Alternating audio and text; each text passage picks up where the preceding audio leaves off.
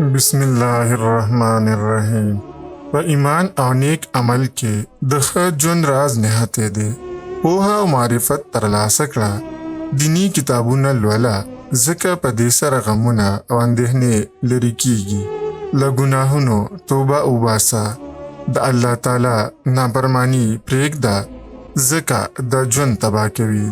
د قرآن کریم تلاوت ډېر کوه او تفسیر یې هم مطالعه کوه. د الله تعالی ذکر ډېر کوه، ځکه په دې سره زړه ژوندی کیږي.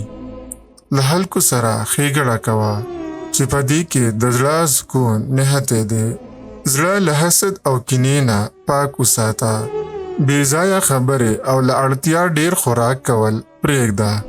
د نن په فکر کې اوسه، تیر هېر کړه او د راتلونکي غمونه پر ځان مه باروه.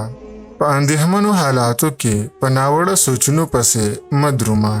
غوسه مه کوه، په هر حال کې صبر کوه او ځان له پېښنې سره اشنا کړه. ستونزې او مشکلات ځان ته مه ډېروه، بلکې ښه تدبیر وکړه. په ستونزمنو حالاتو کې شته نعمتونه رایاد کړه، چې مصیبت درنه سپک شي. بده خبره په خپله ویونکي ته زیان رسوي. له دنیوي تمې پرتله خلکو سره د الله لپاره ښه کوه. په اندېښمنو حالاتو کې د یو ښه کار په اړه فکر کوه او ځان په هغې کې بوختوه. د نن کار سبا ته مه پرېږده.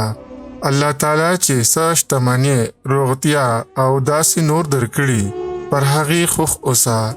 له نږدې او لرې ټولو خپلوانو سره ښه چار چلن کوه. همیشه له الله تعالی نه د بښنې، عافیت او نیکو چارو وس غواړه. یو بزرګ فرمایي، ما دوه داسې شیان زده کړي چې د ژوندانه په ټولو ستونزو کې راته اسانۍ رابخلي. له هغو نه یو همت او بل د وخت پابندي ده. د دغو دواړو شیانو په کارولو سره له لوی نه لویه ستونزه اسانیږي، او د ژوند په هر پړاو کې دغه دواړه شیان ازمول شوي دي.